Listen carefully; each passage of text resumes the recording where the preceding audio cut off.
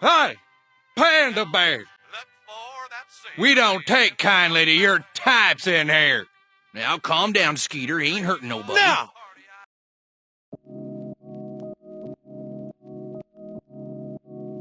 I believe it was when Call of Duty World at War returned to a World War II setting after the massive success of the original Modern Warfare that I started to really pay attention to development studios. Up until that point, I had just looked at the name of the game and thought nothing at all about the people who actually made the thing. Funnily enough, it was after hearing that the people who created my favourite Call of Duty games were forming Respawn Entertainment that I realised just how much publishers banked on the established names of the developers and sometimes the individuals to sell their games. Doom didn't create the first-person shooter genre, but it did establish it in the public eye. I don't know when the term first-person shooter was first used, but for years people just called them Doom clones because everybody knew what that meant. The game put id Software on the map, and their reputation as a powerhouse of the genre was furthered with Quake. But then the team split up, and while part of the team went to work on Daikatana, which we don't talk about, I made you my bitch! a chunk of the team stayed at id and created sequels to these popular shooters, which brings us to Doom 3. John Carmack, one of two famous Johns who worked on Doom and Quake, was part of the latter team, and it's safe to say he's fairly keen on developing new technologies. In the 2004 book Masters of Doom, Carmack is famously quoted as saying, "Story in a game is like story in a porn movie. It's expected to be there, but it's not important." Keep this in mind because it will become relevant later on. Anyone who was sentient around the time of Doom 3's release will remember the massive focus on that game's engine, the id Tech 4. For a time, Doom 3 was the benchmark for PC gaming. If you could run Doom, you had some serious kit. I remember when I finally upgraded my machine to be able to run it decently, and it comes with a little warning in the box of the horror that awaits you and recommends you lock your door, turn off the lights and turn up your sound. It was all very exciting until I actually played the game and gave up partway through after I realised enemies more often than not just spawn in behind you, and I was sick of looking for yet another bloody access key. People say that this is it keeping true to the original, but I remember running through hordes of demons with a rocket launcher and a chainsaw while an 8-bit Metallica ripoff played in the background, rather than this highly trained marine who can't hold a torch at the same time as a pistol. Now, this is just anecdotal, but I don't know anyone who talks about Doom 3 when the topic of shooters comes up. And if it does, it's often only to bring up just how mediocre it all was, as the only thing really worth talking about at the time, that being the stellar graphics, now being long outdated. Something similar happened years later with Crysis, though apparently that thing still won't run properly on most modern machines, though that sounds more like poor optimization rather than it being so powerful that not even God could play it. Thinking about it, I never got very far with Crysis. In fact, I don't think I ever got to the point where the aliens turn up, so I should probably go back and play that again at some point. The id Tech 4 engine was used in a few other games, like Quake 4 and the original Prey, the sequel for which I still mourn to this day because it sounded like it really would be something special. Jump forward a bit to 2007 and the Apple Worldwide Developers Conference, which I'd never heard of, where John Carmack is on stage to show off a tech demo for the new engine he's been working on, id Tech 5. This short presentation doesn't really reveal anything, with John, he insists I call him John, talking about how this new technology lets artists add as much detail to the environment as time and money allows without impacting the performance of the game, and tells the audience to wait until QuakeCon to learn more about it. This whole section lasted about 2 minutes and seems like a big waste of time to me. I mean, a big chunk of the footage he was showing was just a black screen, but at QuakeCon that year they officially announced the game as Rage. My mate John also talks about a particular piece of the id Tech 5 technology, that being Megatextures. Ah yes, these things. Megatextures came up a lot in the run-up to Rage's release, and after looking at what was actually said, rather than how the various media outlets were talking about it at the time, it doesn't actually sound as exciting as we were all led to believe. I may have this wrong, but Mad Lad John talks about how this tech changes the way environments work in games. Traditionally, each element of the world would be created separately, and then everything is just kind of plugged into everything else. So you'd create a few different types of rock and copy and paste them around a separately created environment. With Megatextures, you create the environment without any textures and just make sure it all works and is fun to play in. You then treat the world as if it's all one big surface, a mega surface if you will, and paint it however you want. This means the texture of a cliff will blend seamlessly into the texture of the floor, which blends with the sand-covered tarmac, which is covered in tire tracks. There's no seams or joints, so it all looks like a continuous texture, and when an editor wants to make changes to it, they can just go into the world as if it's a 3D environment and add changes where they need to. It just works. The ultimate point of all of this is that you won't be running through the same copy-paste environment over and over again, and that you can navigate the hub areas by sight and remembering where things are, just like you would in a real place. Basically, this makes it very easy for artists to prevent other atrocities similar to Rivet City from happening ever again, and I think we can all agree that this can only be a good thing. As the years went on and more information was released about the game, both id and the media soon realised that maybe they needed to temper expectations for this game. Rage was in development for a good few years, and in that time, games like Fallout 3, New Vegas and Borderlands had been released. We were being told about this new game being published by Bethesda, which sees you play as the survivor of an Armageddon event, emerging from your underground shelter into a Mad Max inspired post-apocalyptic future wasteland overrun with bandits and scrappy survivors pulling together to tackle the big evil government types. Many of us were expecting a much better looking Fallout but with cars, and id and eventually the media soon started trying to emphasise that this was not what we were going to get. Though they didn't help themselves as they kept referring to it as an open world, which as we found out isn't strictly true, with the wasteland and connected dungeons more akin to Dark Souls' Interconnected World, which incidentally came out on the same day. So that's enough about what happened before the game came out. What about the game we got when it did come out? Now I can't remember whether I bought this on day one, but if it wasn't that day it would have been that weekend. I ended up with the Anarchy Edition, which comes with an apparently exclusive car, sawn-off shotgun and spiky gloves. You also get an additional armor option which renders all other choices obsolete, and I'm fairly sure that the Anarchy Edition is the default version being sold on Steam, though I could be wrong about that. The first thing I noticed when I booted up the game was the surprising lack of graphics options in the menu. I always end up looking at this stuff first, particularly with older games, because they never seem to get my resolution right. The options here are fairly bare bones, but even this limited range of options is practically extravagant compared to the options available at release. I looked at some videos posted at the time, and the only options are for anti-aliasing, and then higher end machines got a GPU transcode option, which isn't explained and I don't know what it does. I think it helps to load the textures in more quickly, but I'm probably wrong about that. I do like the fact that now we have a texture detail option which is either on or off, rather than a scale of quality. Anyway, the game kicks off with a cinematic setting the scene. In the year 2029, a giant asteroid hits the Earth, wiping out civilization and turning the surface into the typical post-apocalyptic wasteland, full of bandits and people who make clothes from bits of cars.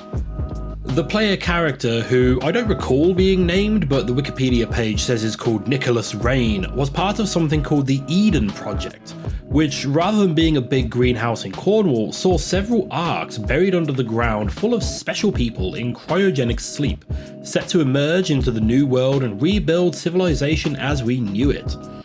This doesn't go to plan though, and 106 years after the asteroid hit, we wake up to find our ark damaged and all of the other occupants dead. A quick search of user reviews from the time of release will paint the picture of a buggy release that struggled to run properly despite repeated claims that it was designed to run at 60 FPS on consoles. From my experience with the game, almost all of these issues have been resolved now, leaving me with a game that ran absolutely fine without any drops in frame rate, screen tearing, or crashes. One unfortunate design choice does draw attention to itself as soon as you get control of your character though, and that is when the game asks you to look up, and then look down, and then asks if you want to invert this motion. That's analog stick talk. Hey, Panda Bear! We don't take kindly to your types in here. Now calm down, Skeeter. He ain't hurting nobody. Now!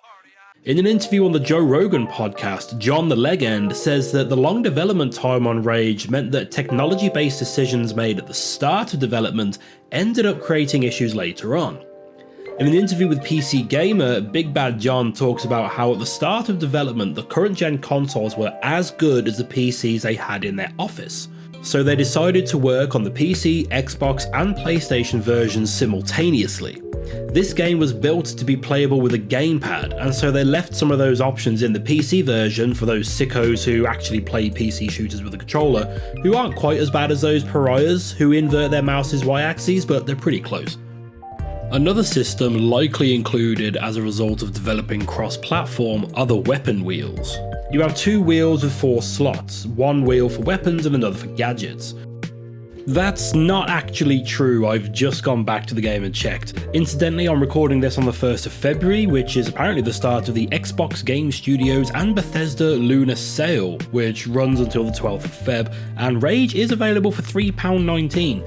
Spoiler for the end of the video, but you absolutely should buy it for that price if you even remotely enjoy shooting stuff. It is definitely worth that cost. The DLC is also only £1.39, which is what I was having a quick play of when I realised that you don't get a weapon wheel for gadgets. You get one wheel for up to 4 weapons and the other one for the various ammo types of those weapons. In a game where you end up with 10 weapons and you get an extra one with the DLC, that means you can't even equip half of your arsenal at once. You can also only equip 4 gadgets at once too, but these are accessed by the F keys, which is a long way for your hand to move to select the one you want, and I don't know why this couldn't have just been a weapon wheel too. Finally, if you do use the weapon wheels to select a new gun, this doesn't pause or even slow down the game, leaving you stood there like a lemon being shot at while you select which type of ammo you want for your shotgun. I will point out here though that I actually do prefer weapon wheel options these days, especially when we have 10 or so weapons to choose from. Doom 2016 and Doom Eternal did this really well, and I prefer this to having to try and press the number 9 and missing it for number 8 and pulling up the wrong weapon. Back in the actual game, the Ark door opens and we are met with a vista of what looks like an old dam, which personally I don't think is the best world-revealing vista I've seen in a game, but there is something striking about the visuals here. However, as I try to take it all in, I noticed the second persistent issue with this game that never got patched, and that's the texture popping. I won't pretend to properly understand how those megatextures work, but apparently the game doesn't load in entire areas at once, instead only loading what is in front of the player. I think this is how VR works, so I know this method can work perfectly, but if you turn around too quickly in Rage, the game will not be able to properly load the textures in time, leaving the edges of the screen temporarily fuzzy. Game breaking? No, not at all, don't be stupid. But I was surprised to see this issue still here 13 years or so after release. While Big Daddy Carmack isn't credited with anything involving writing, being listed as the technical director for the game, the story in this game does seem to have taken to heart what Johnny Boy said in that book I mentioned earlier. You emerge from your arc and are jumped by a bandit. A chap called Dan, voiced by John Goodman of all people, rescues you and takes you to his town. He tells you that bandits are everywhere and he says that he can give you enough equipment to survive if you help him out. He mentions something about Ark people, that being people who have emerged from Arks, having a high price on their heads, and asks you to take out an entire base of bandits in exchange for some armour and a vehicle. He mentions that this task should be no problem, as Ark people are special, and that's about all we get in terms of our own character development. Though the wiki also mentions that we're supposed to be an ex-US Marine, though I'm not sure where they got that from, maybe I missed a side quest or something. Since recording this, I found out that apparently a book was released about Rage, So I imagine all of this is explained and gone into detail about in there. Seems like an odd game to turn into a novel, seeing as there's barely any story here to begin with, but maybe that does add a lot of depth and stuff to the world. I don't know. I have no intention of reading it, so I'm sure people in the comments will gladly tell me how much of a dickhead I am for not reading it and how that explains everything. And Rage is actually really deep if you just read into it properly. You keep helping out John Goodman until your presence puts his little town in danger from the Authority, who are the bad guys because everyone keeps telling you that they're bad and their colour scheme is black and red, which is always bad, obviously. We get settled in a bigger hub called Wellspring, where we just keep doing jobs for people until we meet the Resistance and break their leader out of prison. The town is then occupied by the Authority and we flee to the next hub called Subway Town. This change of hub and wasteland makes it feel like the halfway point, but about 3 or 4 missions later we infiltrate the Authority HQ and trigger the release of every remaining Ark on the planet, providing the Resistance with an army to start the war for the liberation of humanity. And then it just ends, which is the other thing that everyone remembers about this game. It's sudden, it's unexpected, it feels premature, and it leaves you feeling disappointed and confused, quite similar to A Night with Your Mom. I'll get into the ending a bit more later, but the story as a whole is basically non-existent and very low effort. Once again, we are essentially the chosen one, the person who everyone in the wasteland has seemingly just been hanging around waiting for to solve all their problems. Once I finished the missions for John Goodman, I honestly couldn't remember what my long-term objective was, and then I realised that there isn't one. You just have to keep doing missions for people until the next part of the story happens. I do quite like how they slowly introduce the Authority into this game though, and I guess you could compare it to how they introduced the Emperor in the original Star Wars trilogy. They get mentioned occasionally at first, and then you start to see them occupying a town and making their presence known, and then eventually you go right up against them. It's a shame then that we know nothing about them or why they are the bad guys, other than this is a game and you need an enemy faction, so get shooting. There is something in here about them experimenting on mutants to create a new army or something, but by the time we actually start going up against the Authority, the game ends. It really does feel like the beginning of Act 3, with you leading the uprising of a new army of super soldiers, I assume, from the newly opened arcs, but instead the credits roll. Even when you're given the mission, the NPC tells you that this is just the beginning. What a letdown. I also wouldn't mind having an explanation as to how the Authority managed to have what is seemingly incredibly futuristic technology. Everyone else is living in stereotypical post-apocalyptic squalor, yet these guys have armor, vehicles, and buildings and robots that look incredibly futuristic. Maybe the reason for this is the reason they are the baddies. We don't know, because the game doesn't care enough to tell us, but it does seem important given the timeline of the story. There is another major letdown with this game that I want to get out of the way, and then we can get into the good stuff, because overall I do think this is a good game that people should give a go. The very first glimpse of this game featured the cars, and a lot of the promotional material put out prior to release was really pushing this element of it. Mad Max Fury Road hadn't quite come out yet, but there was still this fairly persistent want for a Mad Max game, and because this came out 4 years before that really good Mad Max game did, this was arguably the closest thing we had. It's a shame then that the driving is, at least in my opinion, shite. Vehicles are essential to this game, because the actual bits of shooting are separated by vast expanses of wasteland, which are essentially just great big corridors for cars, and said wasteland is populated by bandits in their cars, so walking isn't an option. Though having said that, I imagine some sick bastard has beaten the game without using a car, and fair play to them if they have, because that takes some serious effort and patience. You start off with a quad bike, which does have some hilarious crash physics, and you soon get a buggy that you can add weapons, armor, and decorations onto. Unfortunately, you don't stick with this car throughout the game, but instead are required to acquire other cars to progress the story. You're told that your car is no longer good enough and you'll have to compete in a couple of races to earn new, better cars. My issue with this is twofold. The first is that you lose that connection with your vehicle. You don't get to build it up from a rolling scrap pile and turn it into the diesel fuel destroyer of worlds. Fault the second is that when you do get new cars, they don't feel any better than the one that you just got rid of, because the enemy vehicles are now at a comparable power level to you, and at this point you can't go back and bully weaker cars because you no longer have access to that area. And the car combat itself feels very uninvolved too. You're eventually given access to 3 weapons, that being miniguns, homing rockets, and a pulse shot. You point your car in the general direction of an enemy vehicle and let the auto-aim take care of it. Just hold down fire until they blow up. Ramming vehicles doesn't seem to do anything, so if you run out of ammo, you're better off just running away. Both hub towns have an NPC that rewards you for killing enemy vehicles, and when you enter an area, you will see a little counter pop up in the corner telling you how many more you need to kill to get the reward.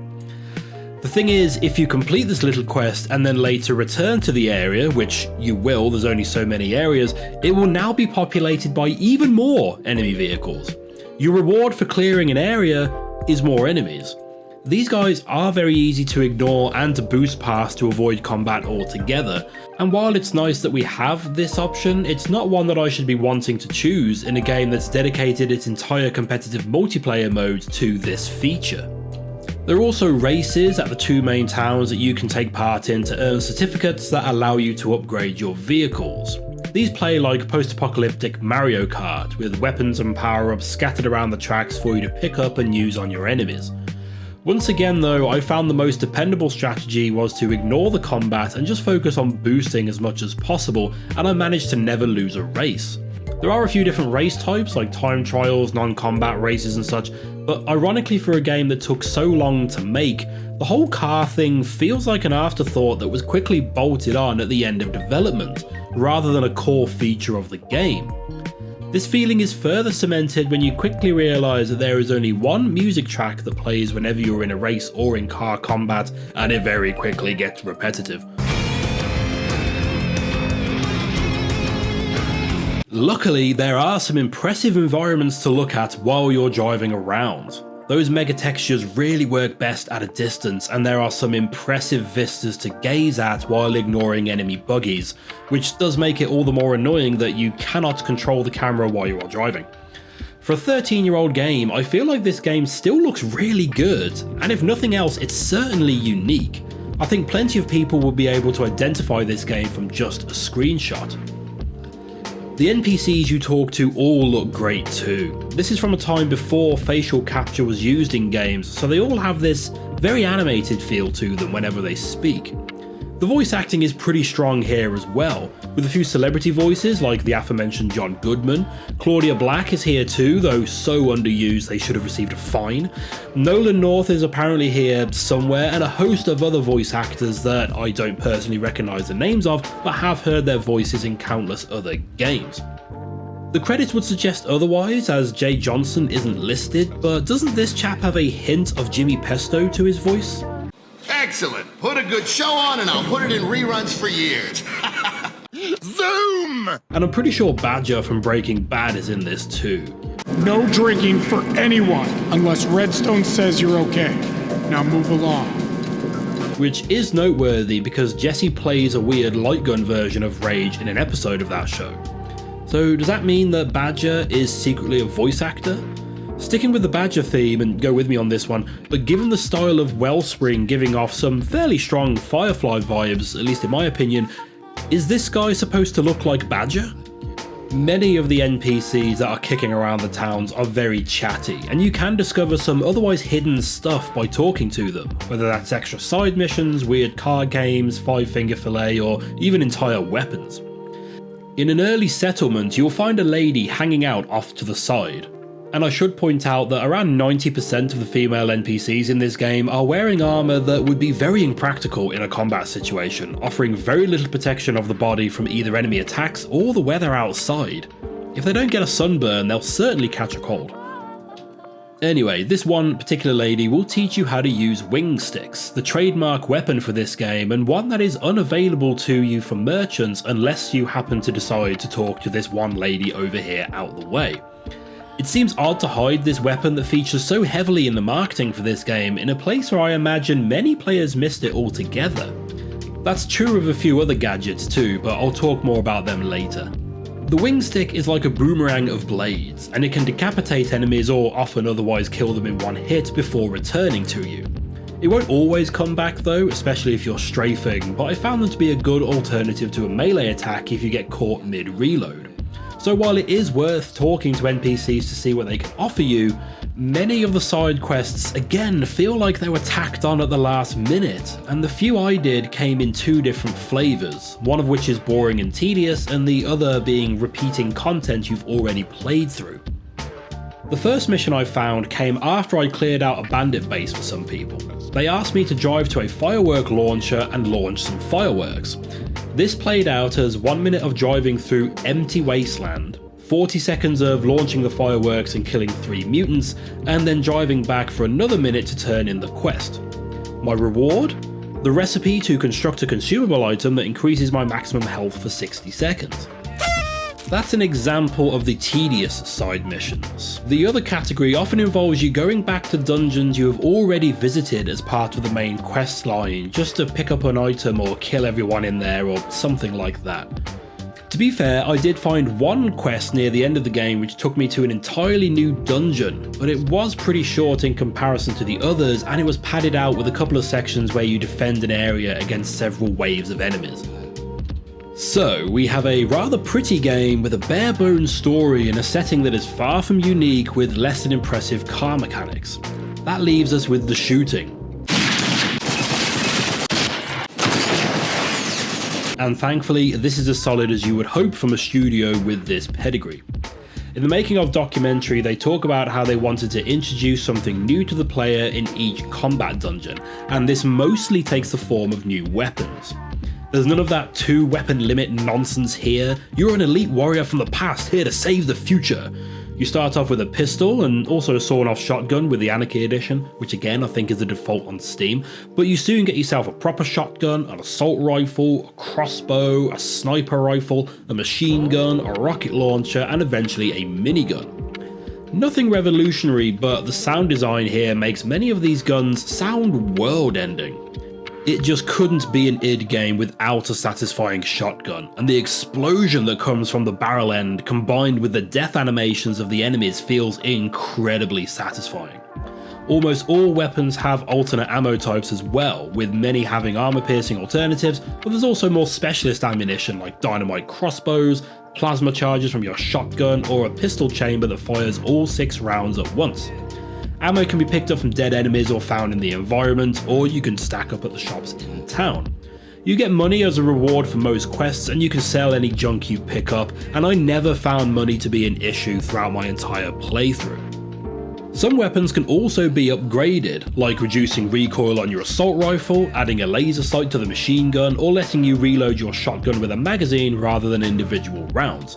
There is no maximum capacity for the ammo you can carry, but dungeons usually require a good mix of different weapons, and I think you'd run out of ammo pretty quick if you only stuck to one weapon. Some enemies will charge right at you, others will hide behind cover or snipe from afar, and others will be armoured up to the bollocks and stroll menacingly towards you, so you will need to adapt to each situation you face. There is no health meter on screen, instead having you rely on how red the screen is to see how close you are to death. Health regenerates over time, but you can also craft bandages to instantly top this up. Crafting, you say? I'm not normally a fan of crafting unless it's that sort of game, but here it's a pretty straightforward system. Pick up anything and everything that glows. If it can't be used to craft an item, it can be sold. Each craftable item has its own recipe, and only a couple of items share ingredients, so you're usually safe just to craft everything you can without worrying about missing out on something else. As well as the bandages, you can craft different types of grenades and wing sticks, bomb-laden remote-controlled cars, gun turrets, and temporary buffs like health and damage boosters. Some doors are locked and can only be opened with a lock grinder, though these only really grant you access to more crafting materials rather than alternate paths through the level, so these aren't quite as essential as you may think. You acquire many of these recipes just by playing the main missions, but others do require you to find them through completing optional side quests, which for me meant I didn't get hold of my walking gun drone until the second to last mission. Though look at that thing go, I might as well not be here. Why don't the Resistance just build an army of these things and let them loose? So for my money, the guns feel satisfying to use, and the variety offered by the ammo types and upgrades keeps combat feeling engaging. So what are we shooting at here? Another feature Rage is often remembered for is the death throes of your enemies. Using a combination of motion capture and ragdoll physics, enemies collapse into a soulless heap in ways that we just don't really see that much, even today. These animations will often depend on where the enemy has been shot, and while they do sometimes carry on running for a couple of steps before gravity gets the better of them, it's also possible to blast them over a railing or gib their head into oblivion. While I have been praising the bollocks off the combat so far, I do have to say that I didn't start really enjoying it until about my 4th dungeon, which is the one where you get access to the explosive remote control cars. For me, it was here that the combat started to get intense. I was fighting enemies which would take cover and took a couple of rounds to kill. There were heavily armoured enemies tanking my shots, they were using grenades to flush me out of cover, and I didn't have enough ammo to stick with just one weapon, so I had to keep swapping around my guns to keep myself in the fight. It felt tense and it kept me on my toes, and much of the combat after this point continued at this level. I think it may have been because by this point I had picked up enough different weapons to spice up the shooting, but this dungeon also made me realise that this game strikes a fine balance between being a cover shooter and the more traditional arena style shooter. You can take cover from enemy fire, and you really should to let your health recharge, but some enemies call for you to keep running around, and several dungeons often force you to do both of these things in order to get through it all successfully. Unsuccessful combat encounters will introduce you to the defibrillator system. When you die, you get the option to attempt to revive yourself. You then have to time a button press, and how well you do with this determines how much health you are revived with, and you'll also shoot out an electric discharge to stun and damage nearby enemies. Eventually you get a second revive that recharges over time, and this feature not only allows you to keep fighting, but could also prevent you from having to replay massive sections of this game, because Rage features almost no autosaving whatsoever. To be fair, the loading screens do keep telling you to save often because the wastelands are dangerous, but what it doesn't tell you is that it only autosaves when you go through said loading screens. Some of these dungeons can take around 20 minutes to get through, which is bad enough, but my first and only lesson in not saving enough came after my first dungeon. After emerging soaked from the blood of people just trying to survive a harsh environment that a random person I'd just met told me to kill, I turned in this quest and was given another to head to a different settlement. They then sent me to clear out a bandit base, but this one wasn't behind a loading screen, it was part of the overworld. I worked my way through the admittedly fairly short base full of Cockney bandits for some reason, making orphans out of any children any of them may have had. You know, they do have a mother, champ. Yes, but I would imagine that she would die of grief. And then turned in this quest. I then took another quest to launch some fireworks, like I mentioned earlier. All of this took me around 30 minutes, and it was now time for my lunch. I turned my quest in, got the reward, and closed the game down. After stuffing my face with a sandwich filled with this Spanish ham that has olives in it, which for the life of me I can't find in the UK, please for the love of God tell me if you know where I can get this stuff, I booted up Rage again to find myself outside that first dungeon. I had lost all of that progress and had to do it all again just to get back to where I was. There are no checkpoints in Rage, and unfortunately the quick save button takes a couple of seconds to save your game, so you have to give yourself little loading screens every so often to make sure you don't have to repeat too much of the game should you die. Luckily, the dungeons themselves are far from repetitive, with each one feeling distinct and unique.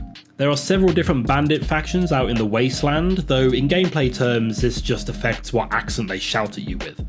All the human factions will have a mix of gun and melee units, and the mutants are exclusively melee focused apart from maybe 2 missions. The mutants are perhaps the best example of those animations I talked about earlier, as they crawl along ceilings, launch themselves through doorways, and roll around like a Dark Souls protagonist to avoid your fire. Slap a xenomorph skin on these guys and you've already got a better alien shooter than Colonial Marines.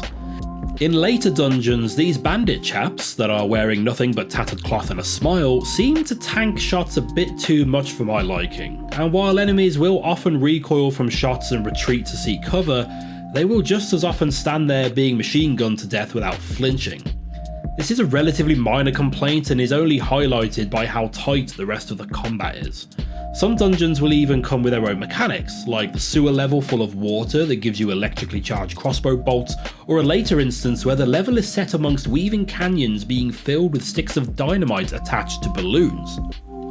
One detail which did make me scoff a little the first couple of times I noticed it was that these dungeons loop back on themselves, by which I mean you don't have to walk all the way back through the level you've just cleared, but you'll open up a door or something that brings you right out to the front of the dungeon. There are a couple of exceptions to this, but the vast majority of dungeons will have a locked door right next to where you come in, or it'll be the end of the zip line, or in one instance just a waist-high bit of debris that you just cannot climb over. You fight through the dungeon, complete your objective, and then end up unlocking said door, or using said zipline, or finding yourself atop that unscalable ledge. I guess this must be pretty unique because this still sticks out in my mind as a very Rage thing, and while it's not as impressive as the interconnectedness of that other game that released on the same day, it is a neat little touch that goes some way to show the world as a more real place rather than just being a video game level. That said, you do start being able to notice these when you enter new dungeons, though the game does still manage to catch you out with an exit that you wouldn't possibly be able to predict. Not that they're ever as exciting as that statement might suggest, but still it's something different. The only real disappointment in terms of combat encounters was the final level, and that's mostly because it is the final level. Looking back at it, I think it's supposed to be some sort of power fantasy scenario. Upon starting this mission, you are given your final weapon, a minigun with a BFG secondary ammo type, because of course it does. This gun tears through armoured enemies and almost instantly gives anything unarmoured. The enemies you encounter are either armoured authority troops or slightly armoured mutants, which again I think was mentioned at some point in the plot but not really explored. There is plenty of ammo lying around for this minigun and you can just tear through this facility without too much trouble. At the end of it you have to press a button, wait a few minutes as several waves of altered mutants charge you, then press another button and wait again, and then press the final button, triggering the final cutscene. The dungeon leading up to this is the most repetitive and generic environment in the entire game by far, and your superior firepower makes for very little challenge from the enemies trying to stop you. None of this dungeon feels like it's leading to the big finale. You move through relatively dull corridors, batting away insignificant foes on your way to press a few buttons to get the job done. Again, just like a night with your mom, and just as disappointing afterwards. There's one level at around the halfway point in this game called the Dead City, which incidentally you have to play through twice, though the second time you go through it all in reverse. This section contains a couple of mini-bosses and the only proper boss fight in the game. Mini-bosses do pop up in a couple of other places, like I know I fought one at the end of the weird circus-themed Gladiator TV show mission, and I think I fought another one during a mutant dungeon, but in terms of actual boss fights, this is the only one, and even this is disappointingly basic. You're given a rocket launcher and an ammo dispenser to keep you topped up. You're locked in a small room and have to dodge telegraphed attacks until a glowing spot is exposed and then shoot it. Repeat this several times and it eventually dies. This was such a shame because this encounter is teased and built up to throughout the entire level. And it was such a letdown that your actual face-to-face encounter with this behemoth was as basic as this. In a game with several boss fights, this would be perfectly fine and I probably wouldn't have as big a problem with it, but as this is the only boss fight in the entire game, this should have been so much better. This dungeon also highlighted some what I feel are missed opportunities for environmental storytelling, like one part where you encounter these weird poison-spitting mutants. Everything in this room is covered in goo, and there's what looks like a woman enveloped in it, and these new mutant types are appearing out of it. As you progress through the dungeon, you see mounds of it growing out of the walls, like it's trying to envelop the entire building. This isn't talked about anywhere and could have been nicely tied into the apparent plot point about the Authority building a mutant army. Later in the dungeon, we find satanic scrawlings on the walls. This is in an area occupied by mutants that can barely walk upright, let alone follow religious ceremonies. Who put that there? Are there supernatural forces at work here? Probably not, it's just a Doom reference, get over it. While all of these dungeons are unique and distinct from each other, they do highlight an issue with these megatextures. From a distance, everything looks great, but up close, everything looks grainy and cheap. Just like your mom. Okay, that's the last one, I swear. In the very first scene in the game, I had to move my character around just to make sure that the recess in the ceiling I was looking at was actually a 3D model rather than a low-resolution 2D image.